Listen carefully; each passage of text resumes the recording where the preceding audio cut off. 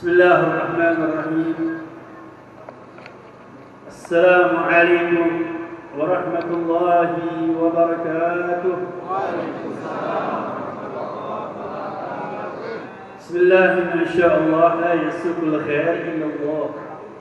بسم الله ما شاء الله لا يصرف السوء إلا الله. بسم الله ما شاء الله ما كان من نعمة فمن الله.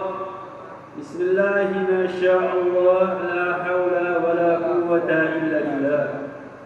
الحمد لله ثم الحمد لله الذي قد أوجد من نوره نورا به عم الهدى، سبق العوالم في الوجود بعصرها، فالكل منه في الحقيقة مبتدأ. أعني بذلك نور من ساد الورى وزكت عناصره الشريفة مهتدا، المصطفى خير الخلائق من سما على فلك السيادة سعددا. صلى عليه وسلم مولاهما آل وصحب ما نجم بدا، هو رحمة للعالمين ونعمة فاضت على كل البرية بالندى. والصلاة والسلام على سيدنا محمد المختار وعلى آله الأطهار وعلى أصحابه الأخيار. اللهم صل وسلم وبارك وكرم على سيدنا وحبيبنا وشفيعنا وقرة أعيننا محمد، صلاة تنجينا بها من جميع الأحوال والآفات، آمين. وتقضي لنا بها جميع الحاجات، وتطهرنا بها من جميع السيئات، وترفعنا بها عندك أعلى درجات، وتبلغنا بها أقصى الغايات من جميع الخيرات في الحياة وبعد الممات.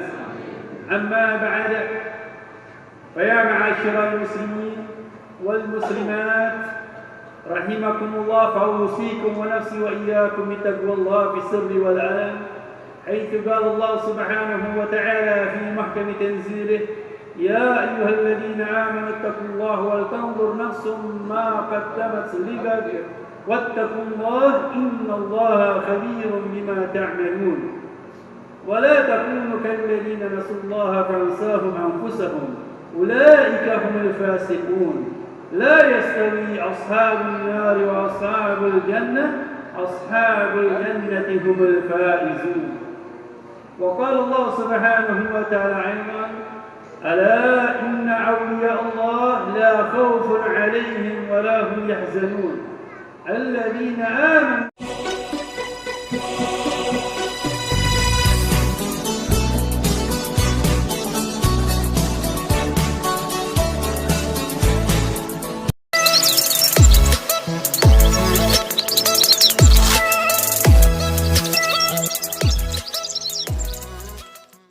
وكانوا يتقون لهم البشرى في الحياة الدنيا وفي الآخرة لا تبديل لكلمات الله، ذلك هو الفوز العظيم. صدق الله وصدق رسوله الكريم. معاشر الحاضرين والحاضرات رحمكم الله، yang saya hormati, yang saya muliakan segenap para masyayikh, para kiai, para sepuh, para bapak-bapak dan ibu-ibu yang dimuliakan oleh Allah Subhanahu wa taala, wabil khusus yang saya hormati guru kita, orang tua kita, Fadilatul Ustaz Kiai Syihabuddin hafizahullah wa ra'ah wa mata'ana Allah bituli hayatihi syarifah. Begitu pula para kiai, Syekh Kiai Nur Yasin dan Bapak Kiai Jumali yang dimuliakan oleh Allah Subhanahu wa taala. Begitu pula kepada seluruh para masyayikh, para asatidzah yang saya tidak sebutkan satu persatu tetapi tidak mengurangi rasa hormat kami, yang insyaallah kita doakan untuk para guru-guru kita, orang tua kita, sesepuh-sesepuh kita, semoga mereka semua panjang umur, sehat walafiat, dimurahkan rezekinya, diangkat derajatnya, dimudahkan oleh Allah Subhanahu wa taala segala urusannya.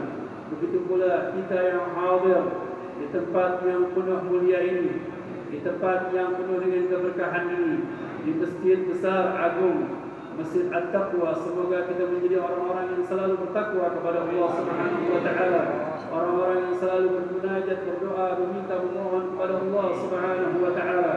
Begitu pula kepada seluruh keluarga besar Ar-Rifaiyah. Semoga Allah Subhanahu wa taala memberikan keberkahan kepada kita, keberkahan daripada guru kita, guru masyayikh kita, sesepuh kita, Fadilatul Ustaz Kiai Syekh Ahmad Rifai rahimahullah rahmatal abrar. Qaddasallahu sirrah wa nawwara Allah darihahu wa nafa'ana Allah bihi wa bi'ulumihi fi darain amin. Alhamdulillah, pada hari ini kita bersyukur kepada Allah Subhanahu wa taala di tempat yang penuh mulia ini, di tempat yang penuh dengan rahmat Allah Subhanahu wa taala, memenuhi undangan di Desa Wonorejo yang subhanallah tadi Bapak Kiai Syihabuddin menyampaikan, subhanallah, yang seharusnya kemarin pada tanggal 8 kok bisa jadi tanggal 9. Subhanallah, ini namanya sudfah mubarakah. Sudfah yaitu ketentuan tertib ilahi, tertibnya Allah Subhanahu wa taala. Kalau kita memang selalu menjalankan yang namanya manajemen, yang namanya asbab dengan musabibul asbab, tetapi nufawwid amruha ila Allah Subhanahu wa taala. Kata Imam Ibn Athaillah Sakandari di dalam kitabnya Al-Isqat at-Tadbir, At-Tanwir fi Isqat at-Tadbir, dabbir anda tudabbir. Silakan anda merencanakan urusan anda segala duniawiyah, ukhrawiyah, tetapi serahkan semuanya kembali kepada Allah. Ingat tertib ilahi Subhanahu wa taala. Rencana tanggal 8 kemudian salah tanggal jadi tanggal 9. Subhanallah. Wa idza ta'akhkhara kata Al-Habib Ali Al-Habsyi, wa idza ta'akhkhara matlabun fala rubbama min dzalika ta'khiri kullul matma'i. Kalau sudah ada sesuatu keterlambatan yang ditentukan oleh kita, ternyata Allah Subhanahu wa taala menghendaki yang lain, ternyata Allah Subhanahu wa taala akan memberikan segala-galanya kebajikan kepada kita. Lihat, seharusnya saya ini kemarin dari Jakarta, saya sowan kepada Umi, kepada orang tua, karena saya asli Jakarta, bawa istri saya ke Jakarta. Hari yang ketiga, keempat, kelima, keenam, ketujuh, hari ke-8, malam hari ke-8 seharusnya saya kembali ke Kota Pekalongan untuk menghadiri Hall Kiai Thohir yang sudah dilakukan bertahun-tahun oleh orang tua kami, sesepuh kami, kakek-kakek kami di Kota Pekalongan. Ternyata subhanallah, perjalanan semuanya on way. Dari Pekalongan, dari Semarang, dari Kalikangkung, semua perjalanan 2 jalur untuk Jakarta. Kalau mau balik ke Kota Pekalongan, mau balik ke Kota Semarang, itu harus perjalanan kira-kira 20 jam. Mungkin saya tidak akan dapat ke tempat ini. Subhanallah, saya ketinggalan Kiai Thohir, tetapi subhanallah bisa menghadiri bersama Kiai Syihabuddin dan para jamaah di sini. Ini adalah suatu kenikmatan bagi Al-Faqir, bukan antum, tetapi ini adalah suatu kenikmatan bagi saya untuk mengambil keberkahan di tempat yang penuh mulia ini, di tempat yang penuh keberkahan ini, dengan masyarakat yang tulus, dengan masyarakat yang ikhlas, masyarakat yang semuanya untuk mengharapkan ridha Allah Subhanahu wa taala, keberkahan daripada Syekh Maulana Ahmad Rifai rahimahullah rahmatal abrar. Setelah saya melihat dan menelusuri daripada biografi beliau Syekh Ahmad Rifai, ternyata beliau bukanlah seorang guru, bukan hanya seorang syekh, bukan hanya seorang mursyid. Beliau adalah seorang wali minal awliyaillah, seorang minas salihin, yang dimana beliau sejak umur 30 tahun beliau adalah seorang pelajar, beliau seorang santri, beliau seorang syekh, beliau seorang ustaz, pengarang, tetapi beliau masih ingin menimba ilmu sampai ke Kota Mekah. Di Kota Mekah pada tahun 1800-an, ini di zamannya siapa? Di zaman bertemu dengan Syekh Ahmad Zaini Dahlan, bertemu sampai dikatakan di sini beliau bertemu dengan Syekh Ibrahim Al-Bajuri. Syekh Ibrahim Al-Bajuri ini beliau adalah seorang yang telah menghasyiahkan daripada kitab Abi Syuja', kitab Taqrib. Ya, ini hasyiah Ibrahim Al-Bajuri. Ibrahim Al-Bajuri punya guru namanya Syekh Utsman. Syekh Utsman ini juga gurunya daripada Syekh Ahmad Rifai. Ternyata kalau kita berbicara dengan ilmu sanad, beliau kembali dengan ulama-ulama Kota Mekah. Ulama-ulama Kota Mekah yang kapan? Bukan yang periode sekarang. Ulama-ulama zaman dahulu, yaitu para muhadithin, para mufassirin, para masyayikh, para asatidah, mursyid turuq sufiyah, mereka berkumpul di Kota Mekah. Mereka menuntut ilmu, mereka belajar. Ternyata subhanallah, Kiai Ahmad Rifai, beliau bagian daripada ulama-ulama yang tinggal di Kota Mekah. Ternyata tabagat beliau, teman-teman sahabat-sahabat beliau, di antaranya Kiai Nawawi Al-Bantani. Kemudian sahabat-sahabat beliau ada Kiai Khalil Bangkalan. Mungkin murid beliau juga Syekh Mahfud Termas. Bisa jadi Syekh Mahfud Termas, bisa jadi gurunya beliau bersama beliau Sayyid Bakri Syabah yang telah menyusun Hasyiah I'anatul Talibin. Ini kalau kita melihat daripada ilmu sanad, ilmu pendidikan beliau ini dengan tabakat-tabakatnya, dengan guru-gurunya, kita melihat di zaman itu beliaulah. Beliau juga mungkin bisa bertemu dengan kakeknya Sayyid Muhammad Ali Al-Maliki. Mungkin Sayyid Muhammad Ali Al-Maliki di bawahnya Sayyid Abbas bin Abdul Aziz Al-Maliki kakek daripada guru kami Sayyid Muhammad bin Alawi bin Abbas. Ini Sayyid Abbas Al-Maliki. Mungkin bisa jadi bertemu dengan Sayyid Al-Habib Ahmad bin Abdullah bin Talib Al-Attas yang beliau juga pernah belajar di Kota Mekah dulu 12 tahun. Jadi tidak ada ulama, tidak ada kiai, tidak ada orang syekh, tidak ada mursyid tariqah kecuali sanad ilmunya mereka bersambung ke Kota Mekah. Bersambung dengan ke Kota Mekah, bersambung dengan Sayyid Ahmad Zaini Dahlan khususnya. Siapa Sayyid Ahmad Zaini Dahlan? Sayyid Ahmad Zaini Dahlan adalah beliau seorang ulama, seorang syekh, seorang muhaddits, seorang muslim yang semua sanad ilmunya bersambung kepada Sayyid Ahmad Zaini Dahlan. Yang saya yakin beliau Syekh Ahmad Rifai bertemu dengan beliau, dengan Syekh Ahmad Zaini Dahlan yang beliau di mana pengarang kitab.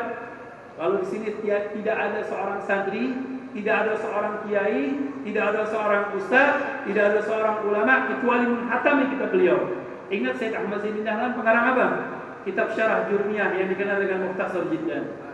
Ayah, kitab Mukhtasar Jiddan dibaca di seluruh kiai-kiai, pondok-pondok pesantren. Tidak ada santri, tidak ada ulama kecuali menghatami kitab tersebut. Syarah Jurmiyah yang terkenal di seluruh penjuru dunia dan di Indonesia mengkaji setiap pondok pesantren. Bahkan mereka berlomba-lomba menghafal kitab Jurmiyah dan syarahnya Mukhtasar Jiddan disusun oleh Sayyid Ahmad Zaini Dahlan. Beliau juga mempunyai kitab Sirah Zainiyah, Sirah Nabawiyah, punya kitab juga Futuhat Al-Islamiyah. Ini kitab Futuhat Al-Islamiyah sering dikaji oleh Habib Rizik. Ini saya sering sampaikan kepada beliau, ya Habib, ini kitab jamil jiddan bagaimana futuhat-futuhat para ulama-ulama mulai dari Khulafa ar-Rasyidin sampai di zaman Sayyid Ahmad Zaini Dahlan, diterangkan sejarah-sejarahnya mereka semua pejuang-pejuang Allah Subhanahu wa taala. Para ulama, para masyayikh, para ustaz diterangkan. Kemudian para khulafa diterangkan di situ semua. Kemudian ada khulasatul kalam di ulama Baladil Haram. Subhanallah, alhamdulillah Ki Ahmad Rifai. Beliau adalah seorang ulama, seorang syekh yang kita lihat guru-gurunya, murid-muridnya, teman-temannya, sahabat-sahabatnya, orang-orang yang mulia sudah terkenal di Indonesia. Alhamdulillah yang bersanad ilmu kita sampai ke Ahmad Rifai, sampai kepada baginda Muhammad sallallahu alaihi wasallam. Allah selalu menyampaikan, "Inna hadzal ilma din. Tanzuru amman ta'khudhu dinakum." Ilmu itu adalah agama. Kepada siapa kalian menuntut ilmu? Kepada siapa kalian berguru? Jadi kita harus memilih seorang guru, seorang syekh. Apalagi tadi dikatakan kita hidup di zaman akhir zaman. Ya, di zaman now, zaman yang sudah modern. Kita harus memilih seorang guru, seorang kiai, seorang syekh. Yang alhamdulillah kita bersyukur tinggal di kota ini, di tempat ini. Yang dikatakan Ustaz Syahabuddin tadi mengatakan, Habib, alhamdulillah di sini kami setiap acara, setiap ada pengajian, setiap ada momen-momen tertentu tidak pernah yang ada namanya malahi. Tidak ada permainan, tidak ada yang namanya main-mainan. Subhanallah, di sini semua kegiatannya agama. Makanya kita melihat tadi dari awal ada maulidnya, mahal diamnya tadi Masya Allah berapa qasidah yang dibawakan. Kemudian tadi sebelum saya minta maaf, tadi sebelum saya memulai, saya subhanallah kebelet untuk ke kamar mandi, ke toilet. Ternyata subhanallah ada hikmah yang paling terbesar. Beliau membacakan qasidah Sa'duna fid Dunya. Ini saya ingin menceritakan sedikit. 2 menit, 3 menit qasidah Sa'duna fid Dunya ini ada apa? Kok Sa'duna fid Dunya ini terkenal di Indonesia? Banyak yang membawakan. Ini sebab dari Mbah Maimun Kiai Zubair. Mbah Maimun Zubair guru kami, orang tua kami, yang dimana kami memiliki hubungan dekat dengan beliau. Anak-anak putranya beliau adalah murid Sayyid Muhammad Alwi Al-Maliki. Beliau muridnya Sayyid Alwi Al-Maliki. Beliau muridnya anaknya juga Sayyid Muhammad Alwi Al-Maliki. Dan beliau juga muridnya Sayyid Ahmad Al-Maliki. Jadi 3 generasi beliau mendapatkan 3 orang ini. Dari Sayyid Alwi kakeknya, Sayyid Abbas, Sayyid Muhammad, dan Sayyid Ahmad. Subhanallah, teman, anak-anak beliau adalah sahabat kami, teman-teman kami. Jadi qasidah ini, Sa'duna fid Dunya, ini disusun oleh Al-Habib Ahmad Al-Mahdar. Al-Habib Ahmad Al-Mahdar. Beliau ini adalah guru daripada Al-Habib Ahmad bin Abdullah bin Talib Al-Attas yang dimakamkan di Sapura. Beliau ini memiliki qasidah Ashratul Mutfibi Maraja'in Al-Hatimah. Kemudian matawasal bil umama wal batul lil mustataba. Ini qasidah dikarang oleh beliau juga. Di antaranya Sa'duna fid Dunya. Cuman intonasinya kalau orang ahli Mekah, para habaib dibaca dengan Sa'dana, dengan intonasi ahli Mekah.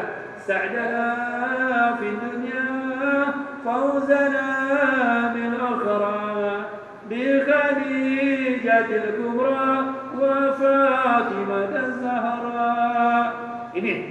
Ini qasidah ini disusun oleh Habib Ahmad Al-Mahdar. sangat terkenal sekali di zamannya.